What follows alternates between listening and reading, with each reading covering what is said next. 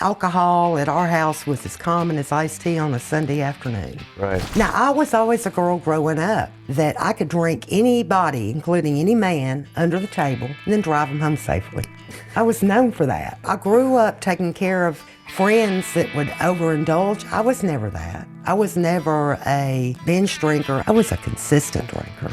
I drank every day. You know, my mom used to say, she's like, just because you think something doesn't mean you have to say it. I'm like, blah. Would you ever sit there and say, thank God I'm an alcoholic? Right. I never would have had this if that had not happened. Welcome to Alive and Sober with Reno C, where real life, recovery, and faith collide.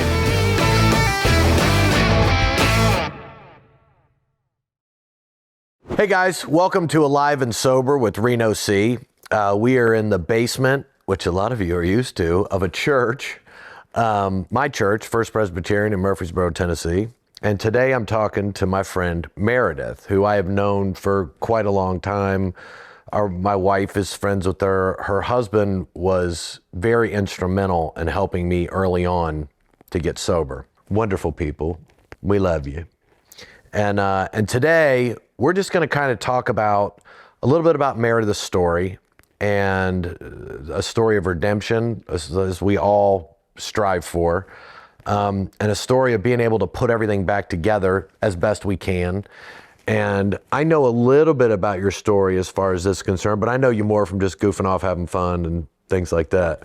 So if you want to, let's start off with a little bit about you, and then we'll get into how you moved into your addiction. Is that all right? Okay, sounds good. Yeah, and I know you're from here. You work right down the street. You were an easy get. You work right down the street. Yeah. You know what I mean? It was cake. Well, I'm going to throw a little bit in there. I actually sold my building and moved my office to my house in Bell Buckle. You did? I sure did. Well, then you had to drive 45 minutes to get here. But I was coming to town anyway because I've got these people waiting to the last minute to file tax returns and give me checks. That's right. To send to Uncle Iris. That's what I've been doing. Pay your taxes, everybody. Yeah. Or don't. I don't care. So tell me, I know you grew up here. Mm-hmm. Tell me a little bit about how you grew up. I grew up with a wonderful family. Here in Murfreesboro, my family are fifth generation Murfreesboro. As a matter of fact, my family are the ones that donated the property for this church. Really? That far back, the Keebles. Yeah. And so I grew up in First Presbyterian Church, so I feel right at home here. Yeah, that'll grow. I went to Oakland High School, and then when I graduated, I went to the University of Tennessee and graduated with honors, believe it or not. Look at you. With a degree in business, and I'm a CPA by trade. Right on. And so that's what I do for a living. My husband and I also own a pet cremation business. Yeah.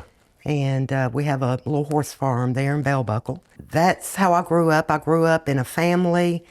I wouldn't say that alcoholism was a part of our family tree, but obviously I think it was. Yeah. Alcohol at our house was as common as iced tea on a Sunday afternoon. Right. So I grew up thinking alcohol was something that you did every day or whenever you felt like doing it, because that's all I ever saw. Right. My mother was a heavy drinker. My father was a judge. He was a judge for 32 years. He was not a very heavy drinker. My big brother was a heavy drinker. So I come from a long line of drinkers. As a matter of fact, my grandmother, Clayton, who was a proud member of this church since I don't know when she was born, which would have been a long, long time ago, she used to send me to the liquor store. I would come, she was in her 80s, and she would send me with a list, and she would want Grand Marnier, Jim Beam, and peppermint schnapps. And so I would go to the liquor store and I'd bring those back to her, and she'd say, Meredith, would you like to have a drink with me? My grandmother was a very Southern lady. She went to Vanderbilt and got her undergraduate degree and got her master's at Columbia, which is pretty unheard of in the 1920s. Yeah. For a Murfreesboro girl to go up to New York to get a degree. Of course, it was in music and education, because that's what women did back then. Right. But she was a fine lady, and I never knew her to be drunk. But anyway, she asked me, she said, would you like to have a drink? And I said, Grandmother, it's only 2 o'clock in the afternoon, and I'm going to Main Street tonight to drink, and I don't think I should get started right now. And she said, you know, a Southern lady should never have a drink before the sun goes down. I said, okay, that's good. She said, well, you go pull her shades. And I go pull her shades. To make it dark. No, so nobody can see her having a drink before the sun went down. That's hilarious. But she was an awesome lady. But I grew up around alcohol, and believe it or not, I married a man that loved alcohol too, because we're two peas in a pod. Yeah. And for the first, I don't know, 20 years of our marriage, we spent a lot of time drinking. And there came a time when alcohol just didn't work for me the same way anymore. Yeah. I'd never had any dire consequences because of alcohol, but I couldn't go a day without drinking. Yeah. I was afraid that I would have a stroke. I mean, I literally thought I was going to come out of my skin if I didn't have a drink. And so I would push it off and not have one. And then I would go to the liquor store at 5, 6 o'clock in the afternoon, and my hands would be shaking like this, trying to get the money out of my wallet to buy a bottle of bourbon. I was a bourbon drinker. Yeah. It was a very horrible feeling to have that monkey on your back that you couldn't get off. So in the meantime, I had a big brother who had type 2 diabetes that was caused basically from his drinking. And he kept having health problems to the point to where he lost his foot, then he lost his leg. And then about a year and a half after that, my husband and I took him into our home to take care of him because he could not take care of himself. And he died from alcoholism. And he was 45 years old. And to have watched somebody die from a failing liver that you love so much, and to be so close to that whole thing, that was what caused me to try to stop. Yeah. That's where I started. So I was very, very afraid of detoxing because my husband Tom had tried to quit a time or two, but I left him. He had quit cold turkey, and he was DTing. He was hallucinating and thought that there was ninjas under our bed. And I took him to the hospital, to the emergency room, and left him. Our son was only about 4 years old at the time, and left him there. The next morning, I got to the hospital, and his kidneys had shut down. They told me he was going to die. About 2 hours later, he pulled out of that, and he made it. He lived. But that scared the poop out of me because I was scared to death I was going to have a stroke if I tried to quit drinking. I detoxed. By the way, most of the people watching this have already been in some sort of a program and know about God. But if by chance you haven't, I detoxed the same way. And I was hallucinating and sweating through a comforter, through the bed. I thought Sandy was running through the house singing show tunes. And I mean, I was losing my mind. I don't have any clothes on. I'm just, freaking out. And I told this before, but I was I was laying there, and I thought she was running around. It was the dryer going off, making the ding, ding, ding, ding, ding, ding. And I thought it was her. And I'm like, quit singing those show tunes. And she looks at me and she goes, honey, I'm not singing, and you wouldn't know a show tune if you were in the show. And I remember, like, in all the darkness and everything, going like, that's pretty good and true. But it's scary, and the shakes and stuff. When I'd get that, it was embarrassment, it was shame, because everybody knows. I tried to blame it. I have tendonitis in my shoulder, or do the old golf trick where you have your drink like this and you have a towel around your neck and you can pull the towel to get the drink up to your hand, up to your mouth. You know what I mean? To keep from, and it's such a weird, scary, embarrassing, freakish thing. And then detoxing, I should have gone to the hospital so many times during it, and I just wouldn't. And I don't know what the answer to that is if you're dealing with somebody like that. Like, I wouldn't, my wife handled it beautifully. I would have had no idea how to do that. So Tom, you went through it with Tom at the hospital, the kidneys. I did, and so I was scared to death about detoxing on my own. So I was proactive and seeked out a treatment center so I could detox. Yeah. And Tom was still drinking. Even after going to the hospital? Oh, my goodness. He would tell you that the first thing he did when he came to in the hospital in intensive care was trying to figure out how he was going to get the IV thing in the taxi cab to go get a bottle of vodka.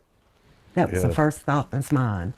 So it was probably about an 8-year road for Tom to get sober. It was really hard because of his trying to work a program of recovery. I'd been introduced to Al-Anon, Yeah. which I was very active with Al-Anon. Before I even went into detox, I found a sponsor. And my father drove me to a little town about 40 minutes from here, and I went and detoxed for 3 days. And I didn't have the hallucinations or anything. Of course, they probably gave me Adderall, or not Adderall, but something to help me. Valium or something Xanax, to help me. But the minute I got out, I met with my sponsor, and I went to Manny Avenue, started going to meetings, and started working a program of recovery like you wouldn't believe. Yeah. 3 meetings a day. Everything was recovery. We went to all the eat and speaks, everything. Just immersive, like you are in your addiction. You just take it. We do that. We're like, I'm all in on drinking. All right, now I'm all in on this, and I'm going to take it to, the extent of whatever I have to. Yeah, because it's horrible.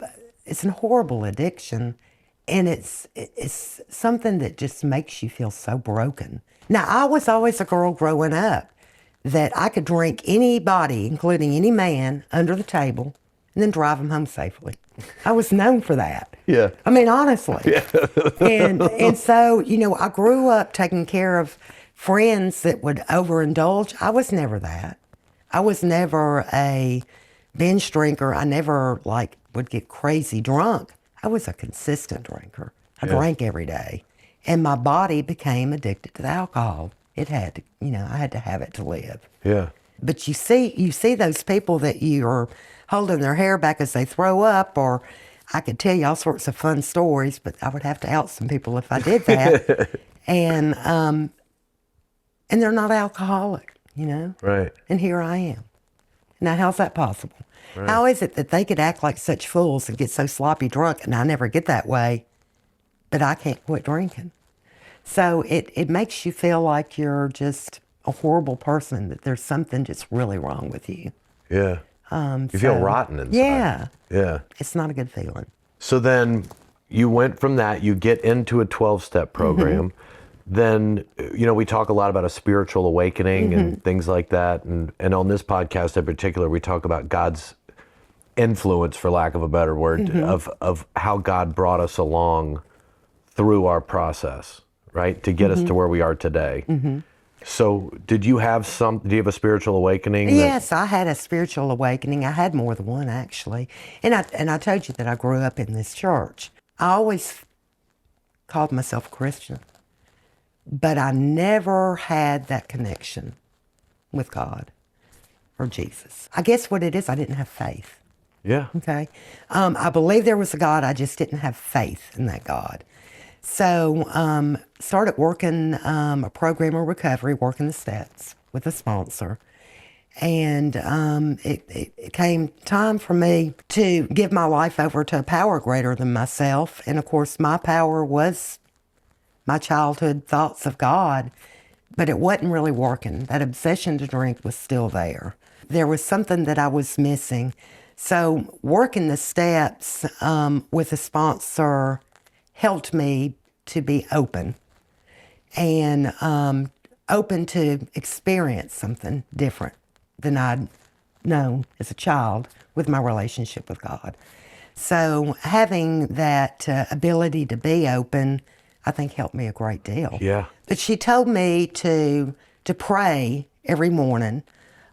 She told me to pray for the willingness to have a new relationship with my Lord. So I started doing that, and I did it religiously. And backtrack a little bit about my brother, and as far as the burning bush, when my brother got sick, I was going to cure him.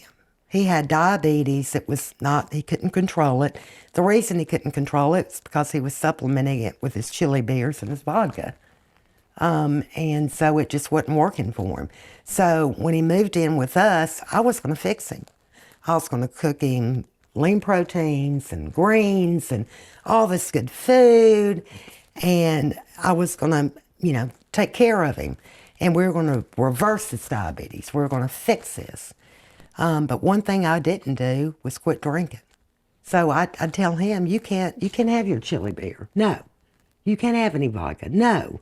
But then I'd sneak off into my bedroom and I would sneak a little drink of bourbon or whatever. I don't know that he ever smelled it, but I'm sure he did. He's no fool. Yeah. I felt, when he died, I felt a great deal of pain, and I just felt regretful that I couldn't have gotten sober before he died. Because maybe if I'd gotten sober before he died, I could have helped him somehow. Right. So doing the prayer and meditation like my sponsor told me to, one morning I was doing my prayer and meditation, and I don't know why, it just popped into my heart. And I asked my brother, as I was doing my prayer and meditation, to please forgive me. Please forgive me for not being able to help him. Please forgive me for not being able to quit drinking myself. And all of a sudden, my brother's voice came into my heart, and he said, "Sister, it was never your job to take care of me. You have to take care of yourself." And I get chills when I think about that, listening to it. because it wasn't me, it wasn't anybody else. It was my brother's voice, and it was God doing for me what I couldn't do for myself at that moment. He was giving me that relief that my brother's death was not my fault, because I truly believed it was. Yeah. I truly believed that I had enough control over that sweet man that I could change his life. And that spiritual moment right then and there told me that there's somebody that has all the power, and it's not me. And if I want any relief for the way I feel, that I better open up my heart and get to know him. And it was like day and night. From that moment forward, that obsession to drink went away. And I opened that relationship up with my God of my understanding, who all of a sudden started giving me courage to do all sorts of things that I couldn't do before. I know a lot of times people think when they hear alcoholics and addicts talk about spiritual awakening and things that happen to them, and sometimes I feel like I'm crazy when I try to explain to somebody, because you know that if they haven't been there, they're not going to understand it. They're going to think you're nuts. And when I was in the throes of addiction, and people would tell me, I'd hear people talk in meetings about like, no man, this happened. Mm-hmm. This happened. And I, at first I'm like, oh God, here we go. Then as I start getting closer to God and living through these steps and working them and things like that, it started happening to me. And I'm like, they're not making this up. Like this isn't what I thought was hocus pocus garbage, for lack of a better word. It's real. And I've had them too. Mine have been incremental. Some of mine were so silly. Like walking out of Maney and walking outside, and there's a bird, right? And the bird's chirping, and I'm looking at the colors on the bird, and I'm going like, man, that is so freaking cool. And I'm like, wait a minute, what'd you just think? Like, I was looking at the feathers. I hadn't paid attention to birds in years. I hated them. They let me know I stayed up all night. Like I couldn't stand birds. I still don't really like them in people's houses. I don't understand that, but whatever. Like the little things like that, a little waterfall, where I'd be like, that is amazing. Like thinking about and I know that seems childish, but there's something about that cleanse coming back up that you start to notice things, not just a bird, but God winks. Mm-hmm. You start to notice that God did things in your life to save you when you should have been dead, or you should have gone to jail, or you should have been here, you should have been there. And you have all those thoughts like, well, why would he do that for me? Why did I get to hear my brother's voice inside me and this other person can't? And sometimes in recovery, people have said to me like, well, how come I don't get to have a spiritual awakening? I'm like, I don't have any answer for that other than, are you open enough to see what God's doing in your life? Because I would shut God out. Like if there was something cool that happened to me, I caused that to happen. If there was something bad that happened to me, you caused that to happen, right? But that thing about opening up and being able to see God and being vulnerable, and when you get to the bottom, you have to surrender. And when you open up to him and cry out to him, he comes. Mm-hmm. He comes. It won't be on your time, and it may not be he may not do what you think is best for you to do. But the longer that I've worked in sobriety on my own, the more I see those little things. And I know he's going to kill me for this, but my son is behind that camera right now. He doesn't understand how much that means to me, but I know what I did when he was younger. Mm-hmm. And the fact that this is happening right now to a almost 55-year-old guy, that's God to me. And people go, explain God to me. This is, you know, you have to open yourself up, I think, and tell me what you think, but you have to open yourself up enough to be able to hear him and shut your own brain off, in my case, shut my mouth and listen. I tell you, God wink, huge one, going to meetings. There's something that is just taking your lunch, about to get you drunk. Yeah. Then all of a sudden somebody shares something. And it's exactly what you're dealing with. Yeah. And they present a solution through just talking about what they experience. Yeah. And all of a sudden you're like, oh my God, there is hope. I can get through this. Yep. Experience, strength, and hope is very important. And had my sponsor not just really put it to me that regardless of whether I believed in God or not, that I was to do this prayer and meditation, no matter what. Yeah. If I hadn't been willing to do that, if I didn't do it, I wouldn't have had that spiritual awakening that changed my life. And there's something in the steps that opened you up to that. Or maybe part of it is the fact that you're crippled by such a horrible disease and you do anything to get over it, you know? Maybe that's where some of the willingness comes from. Because you have to. It's You like, have I mean, to. you're going to be dead. You're going to die. Yeah. You know? And I always felt like I was in quicksand, right? And I was holding a stick up. And when I first went in, I was submerged. And then slowly, I started to be able to get my mouth up and breathe a little bit. And I was like, oh, I can, okay, all right. And then you just feel yourself slowly just kind of, all right, I got my arms out. I'm still down here, but I'm starting to come out of it.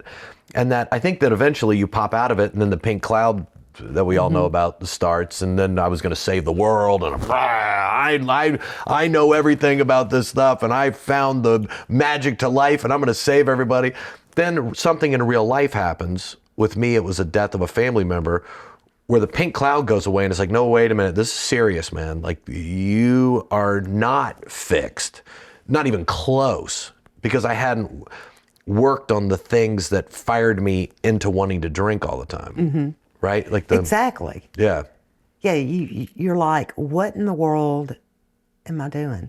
Why am I doing this to myself? What is it?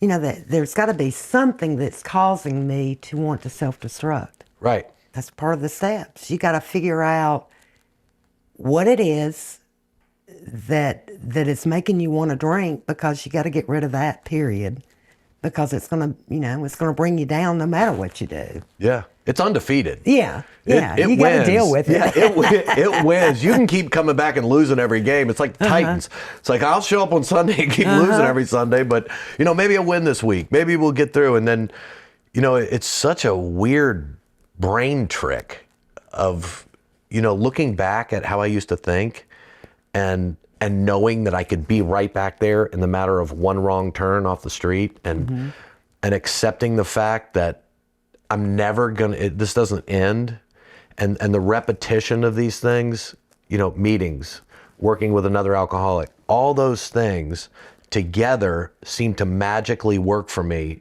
to keep me sober one day at a time. Mm-hmm. And you guys went beyond that. You had halfway houses that you opened for people, and you went all in. And that is so typical of alcoholics and addicts. Not typical to do I would never do the halfway house thing. Yeah. I mean, I'm not trying to get into that, but I just mean the effort, the willingness, the openness to understand what people are going through and know what we needed. I don't know that Tom and I ever would have gotten sober had we not worked a program of recovery and opened the halfway houses that we opened, and worked with other alcoholics. We never would have been, we stayed so busy doing those things. Yeah. That there wasn't time for drinking. Yeah. The halfway houses were something that we were able to do because my mother had some rental homes, and I inherited them.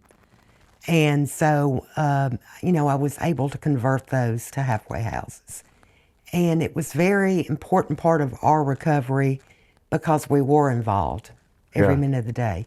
But it also was heartbreaking because, as you know, only about 10% of the people ever get sober. Yeah. And when you have literally hundreds of men and women that come through your doors that you're trying to help, you watch them die. You watch them lose their children. You watch them never get better. But then you've got 4 or 5 that change their lives. And they make you so proud, that it's all worth it, And you're trying to hold your own sobriety together at the same time. And it's like it's crazy, right? I mean, it's amazing though, is because do you look back at how you were and think back then, the fact that I got from here to actually creating halfway houses, like, you know what I mean? Like the drink and party and UT, we're going strong. I can out drink anybody in here. Yeah. To all of a sudden, you're on that. What part did God play, do you think? I know that's a crazy question to ask because there's a million answers, but when you started the evolution of your relationship with God from when you started, with your brother and, all that to now, how has that been as far as, did you go all in? I mean, because some people come on and they'll say like, I found God and everything's been wonderful ever since. And I love that and I hope it's true. But in me being honest, I'm like, I don't believe that because life doesn't stop happening just because you aren't drinking. You're still going to get your butt kicked in life.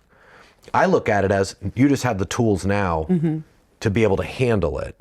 But for me, that was all Jesus. Like I look back at it now, it's like, yeah, I put in effort and I kept trying, but the end result was so much better.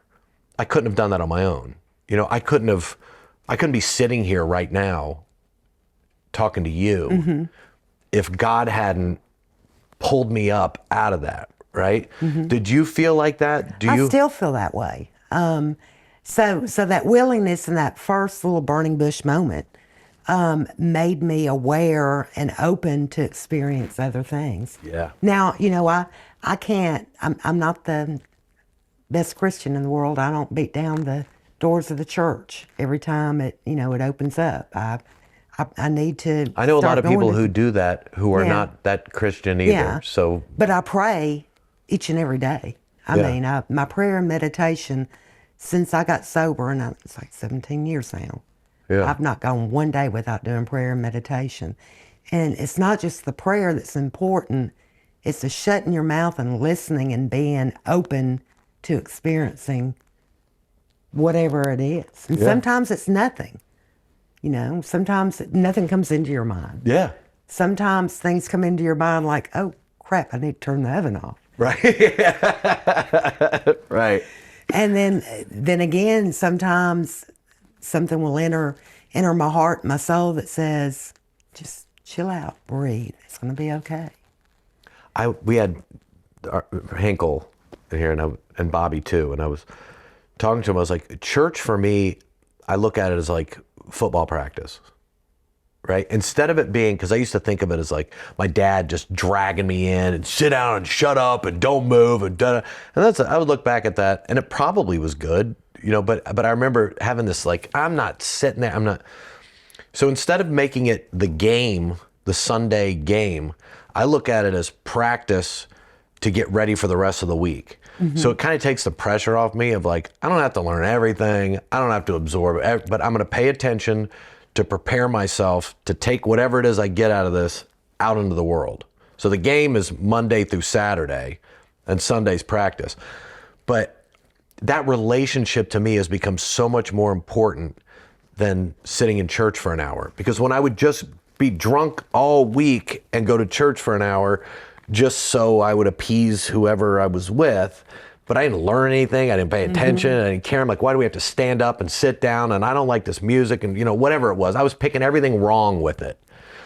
But for some reason for me, if I look at it like it's not the end all be all, it's a bunch of people getting together And I look at them as all having problems, even though, truth be told, a lot of them have problems and won't be open about it. That's something else about recovery is, do you find that like you're so honest with people about stuff that they don't want to hear it? Like if you're in recovery, we know like we could say to each other like how jacked up we are or what we thought about some creepy thought, but you take that outside of recovery and people are like, what is wrong with you? I'm like, well, I just wanted to tell you the truth. And they're like, keep that to yourself. Yeah. You know, my mom used to say, she's like, just because you think something doesn't mean you have to say it. And I'm like, blah, you know, just out with it. But do you ever find like you talk to people outside of it and they're like, you're nuts? Sometimes when I tell some of these burning bush stories to somebody, they look at me like I'm nuts. But people in recovery don't. Yeah, Because no. we're either in search of it or have had it. And it's like, I get that. Yeah. I needed a place to go where I could be honest. Because I was lying so much. I don't mean like I'm running around lying to everybody, but if I thought a little white lie would keep me from having to deal with something, that's okay. That doesn't really matter. And then I told him that, but you know what? That's really not going to. But once I started working through the steps and just being really honest, it kind of caught, almost to a detriment. Like sometimes it's like, you don't have to tell me everything, but it kind of caught on in that openness and that honesty. I'm not saying I don't lie anymore. I still will if it's something I don't mean to, and I acknowledge it now, and then I apologize, and the person's like, I don't even know what you're talking about. Like, don't worry about it then. But that mentality, it's almost a brainwashing in a sense, but in a good way. Right. Right? Like going through each one, like, okay, it's wrong for me to do that. And I need to take responsibility, accept it, and make an amends. Right? That's become part of my normal kind of way of dealing with everything. And I often think like I should have been like that the whole time. You know, or I shouldn't have.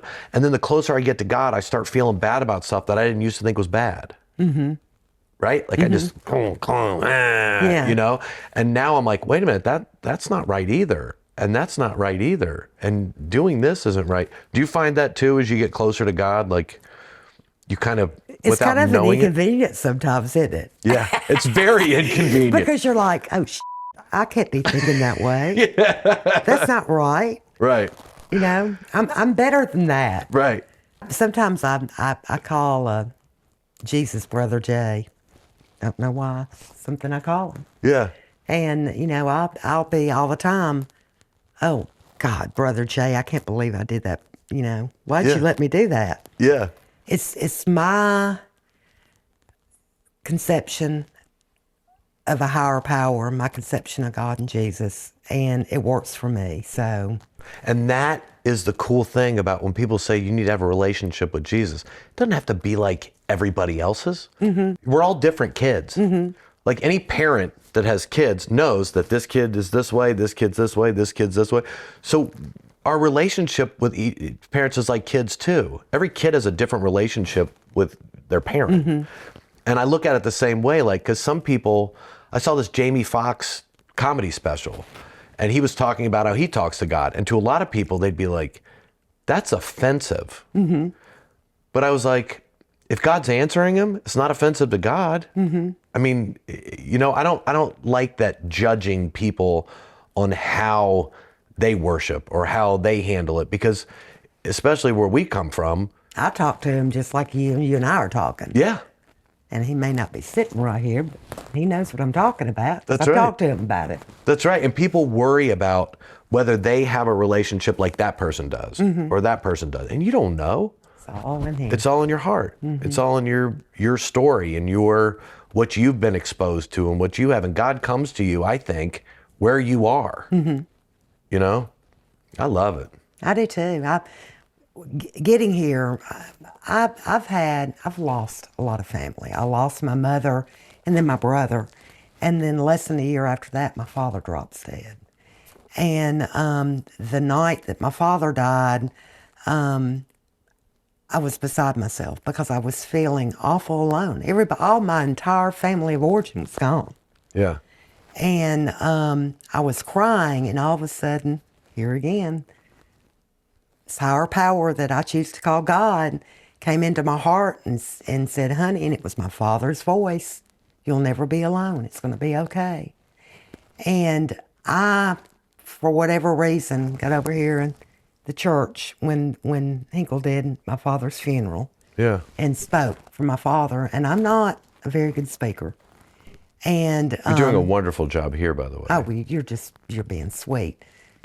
But on the side of this church here is a dogwood tree, and it was spring, the day of my father's funeral. And I was very, very nervous. Now, I did write some things down. I did prepare some words for my father. But for some reason, the dogwood tree was sitting there, and it was blooming, and I grabbed a bloom off that dogwood tree. And I prayed. I said, I need you to speak through me. I need you to help me go honor my father. Yeah. And about 10 minutes later, I went in there to the big cathedral, and I honored my father. And I was not nervous. I held that damn flower in my hand the whole time. Yeah. And once again, it was God doing for me what I couldn't do for myself. He put the words in my mouth. I don't know how I did. People told me it was beautiful.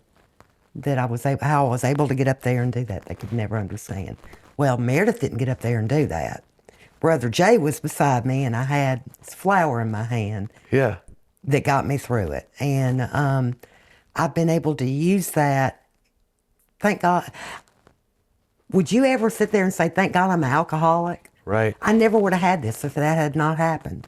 Yeah. If I just lived my life and not been drinking, had to have a glass of wine to stop this Yeah. 2 o'clock in the afternoon, Yeah. I never would have had this wonderful relationship with my higher power. Yeah. Anything is possible.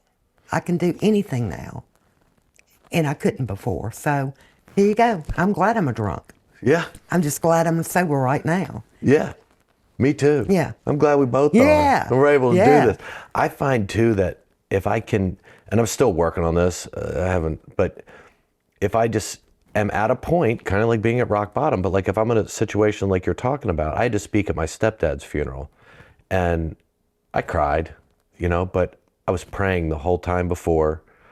I got up there. I think I honored him the best, I could. Mm-hmm. I was very honest. I told a story about when I first quit drinking, and he and I used to booze it up pretty good together. And we went for Thanksgiving to Ruby Tuesdays, and we're sitting there, and I wasn't going to order a drink. And I was like, this is going to be hard watching Jack have a drink. And I said this at his funeral, and they asked him what he wanted. He goes, iced tea. Never mentioned it. Never winked. Never anything. Just cool as a cucumber. And people like that, I was so lucky to have people like that in my life who still loved me enough to put me before their own. He wasn't an alcoholic. I mean, he could put him down, but Oh, yeah. he wasn't, old Vietnam vet, Yeah. FBI guy. Isn't it odd how some people get bitten with the disease and some people don't? It's the curse. It's like I know comics, and I'm like, how is your liver not falling out? I wouldn't Yeah. know. Mine was about to, and we Yeah. party together, But it's the gift or whatever they want to call it. I don't think it's a gift because I didn't get hangovers for a long time, and now looking back, I wish I would have kind of to kick me in. But if you have enough in you, you don't have time to. Yeah. You know what I mean, if you go to bed doing it, and Right. You know. Wake up at 3 a.m. and take a shot too. I mean, Yeah. You wake up at 8 and you probably still got enough alcohol in your system to get you just to through. cruise you right on through Yeah. and see the. So, and we'll wrap this up in a couple minutes, but I just wanted to ask you about the influence of God now, because you guys have two fantastic businesses you run at a house with two people who are in recovery. You have a wonderful son who's kicking butt. When you look back at holding a family together, because it is, if one or both or everybody is in the throes of addiction, it's very hard because we're so selfish and we're so, everything is everybody else's fault and that type of thing. As you've put all this together and managed it, how much of that do you think is God walking with you as far as kind of guidance? Well, Reno, I think it's all God. It has to be. because I couldn't do it on my own. We tried. Yeah, we did try. And, you know, Tom and I got sick together, and then we got well together. And now I got sober first. Yeah. Yeah, he finally realized when I actually got sober, he wasn't going to be able to run me over anymore. Yeah. That he was going to have to either get sober or he's going to have to find any place to live. Yeah. And the funny thing about being married to a horrible alcoholic, when you're a horrible alcoholic, which is unrelated, when you try to divorce him, your father's a judge, it's been on the bench 32 years, nobody in town will take your case. No judges will hear your divorce case. Because they know you. They know it. Yeah. They would recuse themselves. So we'd have to get a special judge from Franklin. He would have to drive in to hear whatever the motion would be on our divorce. Yeah. And it would take about 4 or 5 months. Then after about 4 or 5 months, maybe I wasn't so mad at him anymore. Right. You know? So You start justifying and it'll be all right. well, yeah, and I mean, the point is, had I been able to go through with that divorce, things might be completely different. But here again, I have to believe it was a higher power who was in control, not me. yeah. Because we got sick together, then we got sober together. And you're married to a wonderful lady, you know. She handled your alcoholism like a champ. Yeah. Not everybody can do that, you know. But being an alcoholic, being married to an alcoholic, you get double whammied. You got 2 sick people. Yeah. But somehow or another, we managed to get through it. And it has to be divine intervention because we couldn't have done it on our own. Yeah. We're just not capable. No, none of us are. Yeah. With anybody who does 12-step, I ask them, and I know this is going to come out of left field to you, but do you have a step of the 12 that meant the most to you or was the hardest to overcome or one that you think about more than the others? I think the first step is the most important one. It's the So one many that gives me. people's- Yeah. Yeah. What is it mean- about it that is it thinking about it every day? Is it what it did for you initially? I think it's ultimately the fact that I really have no control over anything. That there has to be a higher power that's taking care of stuff. Otherwise, I don't know that any of it would work in my mind. Yeah. So being able to admit that defeat and having the willingness to experience something different, to me, is the most important part. Love it. Yeah. And I love you, kid. I love you Yeah, too. you were the best.